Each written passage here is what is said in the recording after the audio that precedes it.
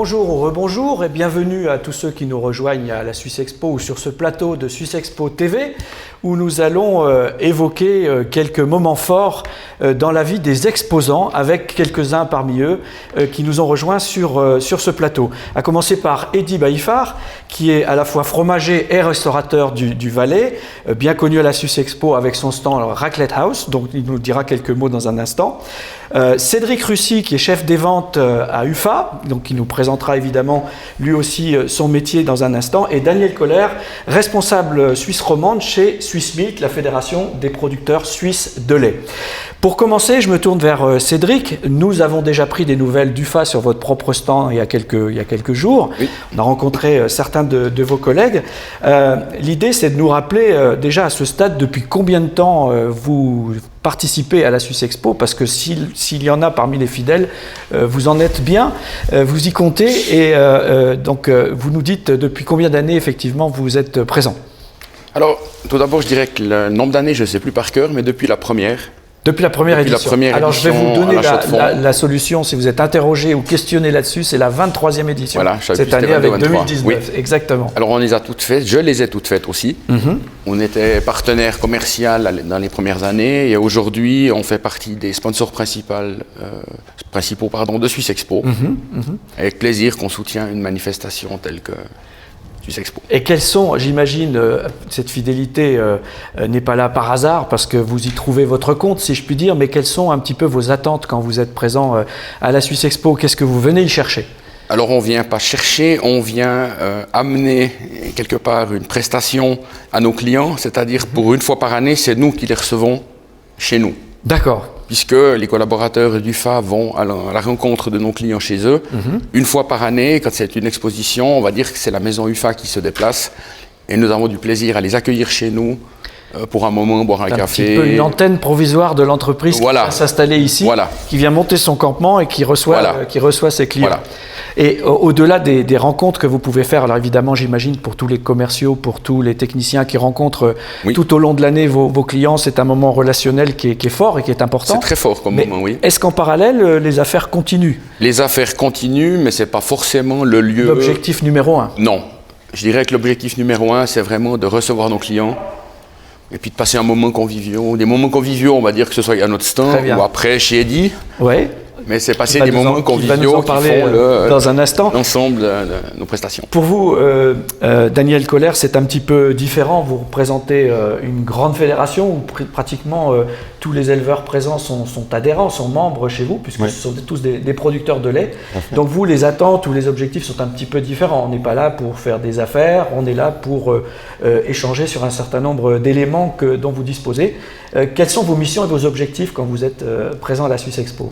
Donc notre mission principale, c'est d'aller aussi à la rencontre de nos clients, de nos membres, qui sont ces éleveurs, et puis donc aussi de pouvoir sentir un petit peu la température, l'humeur du moment par rapport aux problèmes. Bien sûr qu'on parle beaucoup du prix du lait, c'est la principale préoccupation, puis de savoir aussi quels sont les défis du moment, comment on va pouvoir évoluer et puis les relever. Donc c'est toujours important d'avoir ce contact direct parce qu'en tant que fédération nationale, nos membres directs ce sont les fédérations laitières, les 13 fédérations régionales laitières, et puis donc on n'a pas forcément toujours les contacts directs avec les éleveurs, ce sont plutôt les fédérations régionales qui ont les contacts avec, justement. Donc ça nous donne une occasion d'avoir un contact direct avec les éleveurs dans le cadre de cette manifestation. D'accord. Alors j'imagine que derrière une fédération comme la vôtre, il y a aussi des objectifs politiques par rapport à la promotion, la mise en valeur du lait suisse,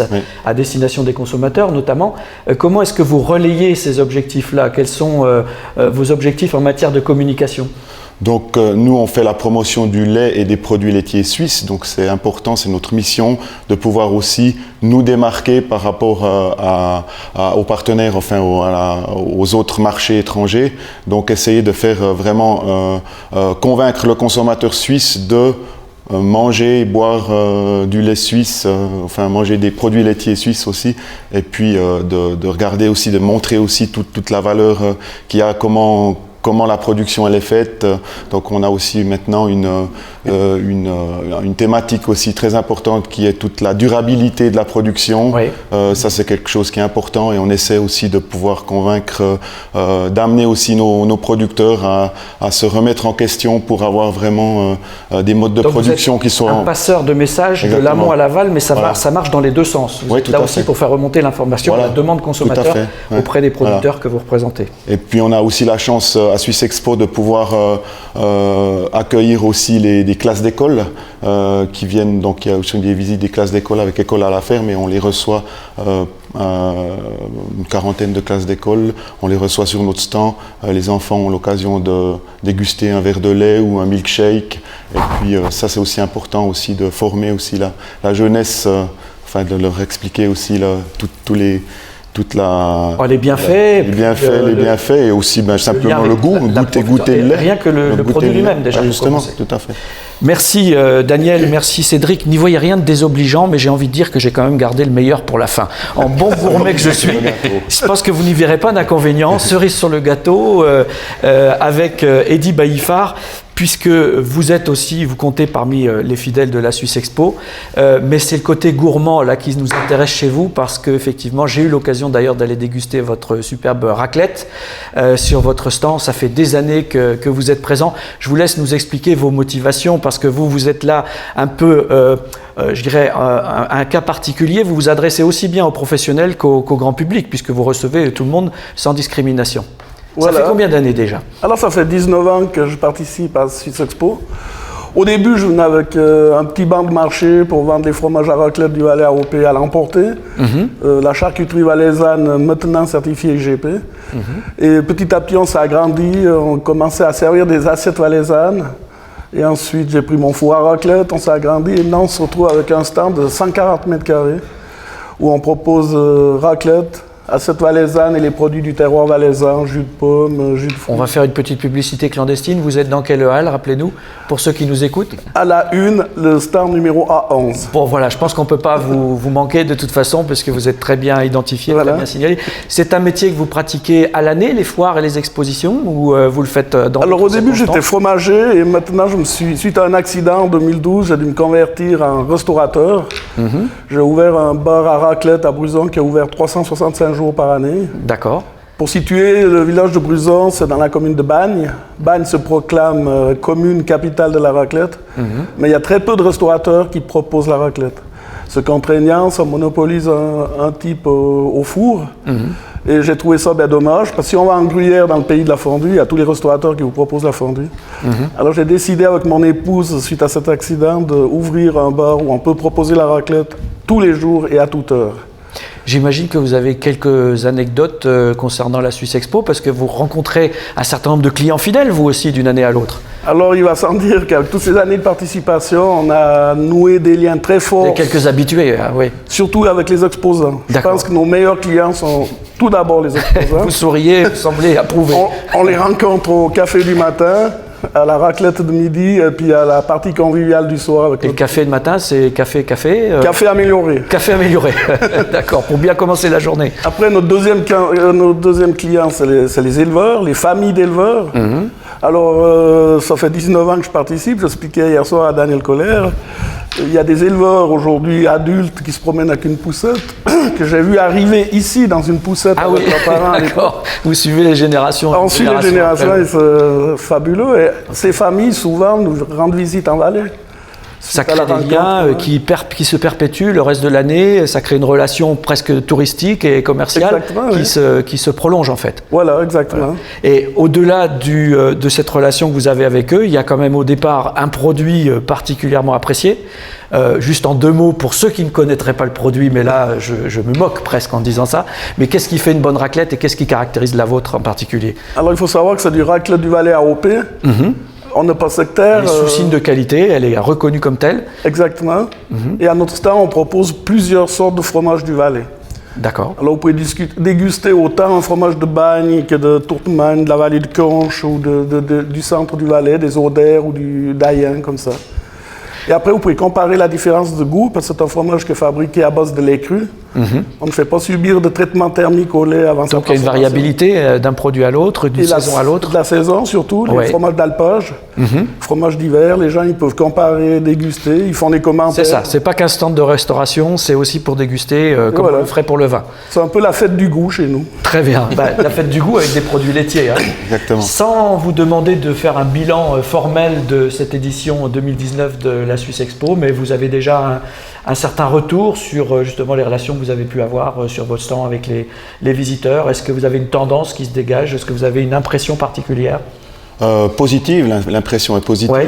Je dirais que par rapport à il y a peut-être une dizaine d'années où on avait des soucis au niveau du marché beaucoup plus importants. On est dans une conjoncture, où les éleveurs, enfin, on a des retours plutôt positifs.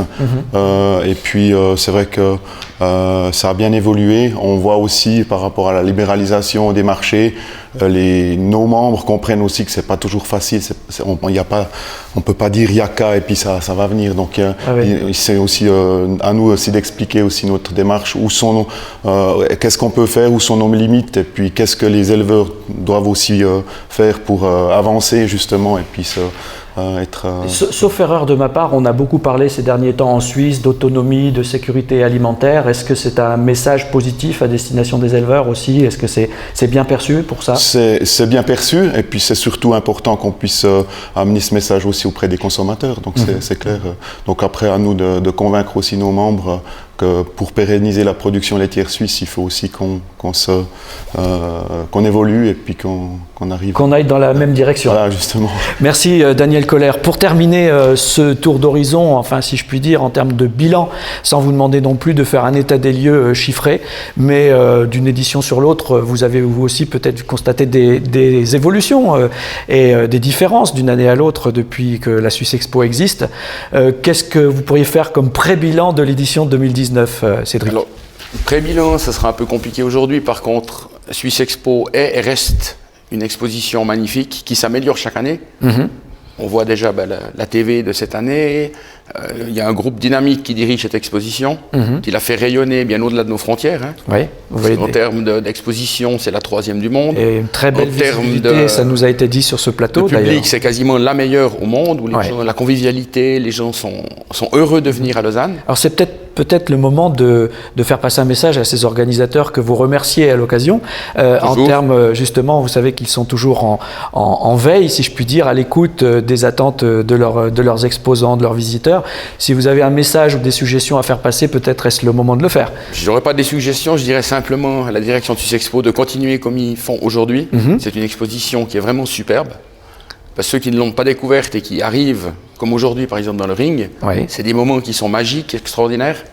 Les éleveurs sont heureux et fiers d'être là. Chaque année, on retrouve les mêmes, c'est vrai que ça continue, mais on a vraiment un engouement extraordinaire. On et nous, on vit ça de l'intérieur depuis des années. Ça vient cadencer votre année professionnelle, ça fait partie des étapes importantes de l'année pour vous. Alors ce soir à minuit, quand on va rentrer, on se réjouit de l'année suivante. Eh ben, c'est tout ce que je peux vous souhaiter en vous disant à l'année prochaine, mais je vais quand même laisser le mot de la fin à Eddy pour lui poser la même question. Si vous avez évidemment fait état de votre satisfaction d'être à Suisse Expo, on l'a bien compris, peut-être avez-vous également des suggestions à faire aux organisateurs? Oui, alors je rejoins un peu ce qu'il dit Cédric.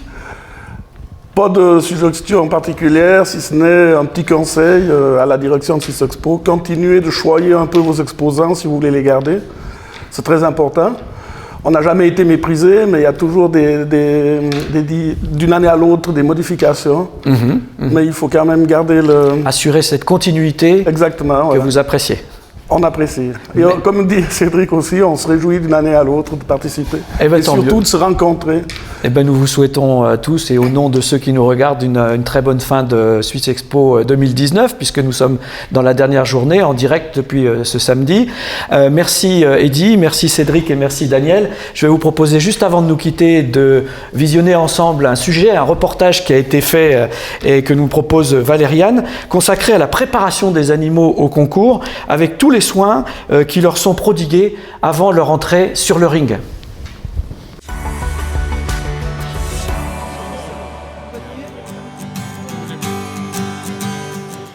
Jean-François, expliquez-nous un petit peu ce que vous faites ici. Là, on est en train de préparer les animaux qui vont passer en concours demain. Donc là, objectivement, c'est de remonter le poil pour faire la ligne de dos, ce qu'on appelle.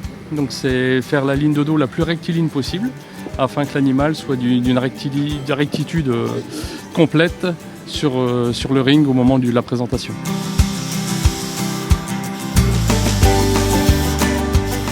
C'est important de préparer, en fait, d'embellir la vache comme ça pour le concours? Oui, tout à fait, oui. Tous les animaux ont des qualités et quelques petits défauts. L'objectif est de corriger les petits défauts, mais tout en gardant le poil existant de l'animal pour avoir la rectiligne du dessus. Est-ce qu'elle aime quand vous la tondez, quand vous lui faites le petit brushing? Apparemment, vous êtes presque un coiffeur. Ouais, non, vous voyez, comme moi, c'est une vache qui a l'habitude de sortir en concours. Elle a gagné des championnats européens, donc elles aiment ça, et puis elles n'ont pas l'air d'être trop brusquées et malheureuses, quoi. C'est hyper glamour, en fait, c'est comme un concours de Miss Univers. Exactement, oui. L'objectif, justement, c'est de taper dans l'œil du juge au moment où elle va rentrer sur le ring. C'est le premier coup d'œil qui va déclencher, en fait. Rassurez-moi, elle va pas avoir du mascara et du rouge à lèvres. Non, on n'est pas encore à ce point-là, non.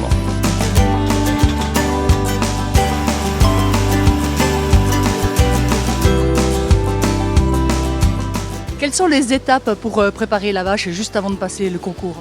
Alors juste avant de passer le concours, on relève le poil, parce qu'il est couché à cause du lavage. On relève le poil comme il faut. Après on le lève avec le feu et la brosse comme ça. Après on va tailler en premier ce qu'il y a en trop, ce qu'on trouve qu'il y a en trop. Après ça, on va l'arranger comme il faut, un petit peu avec la brosse, on va coller avec le feu, comme ça colle instantanément. Et puis après on prend notre tondeuse, moi j'ai une tondeuse toute fine. Et puis on essaye de tailler le plus droit possible sur le dos en prenant compte de ses défauts. Par exemple là, il a un trou et puis il paraît droit. Et puis après ça, elle va manger tranquille. Et puis juste avant d'aller au ring, elle revient ici. On va affiner un petit peu ses côtes. Comment? On a une tondeuse et puis on fait une sorte de, pas une griffe, mais on tond un peu plus court sur la côte. Comme ça, aux yeux des juges, elle ressort. Et puis voilà, on va mettre la couleur brune ou c'est brun, parce que la colle, elle fait un peu blanc. Et puis du brillant sur le corps, on va la brosser, faire la queue. Et puis voilà. Il y a un brillant spécifique pour le corps et les mamelles? Oui, alors sur la mamelle c'est un gel et puis sur le corps c'est un spray qui brille, c'est pas vraiment visqueux, ça brille juste.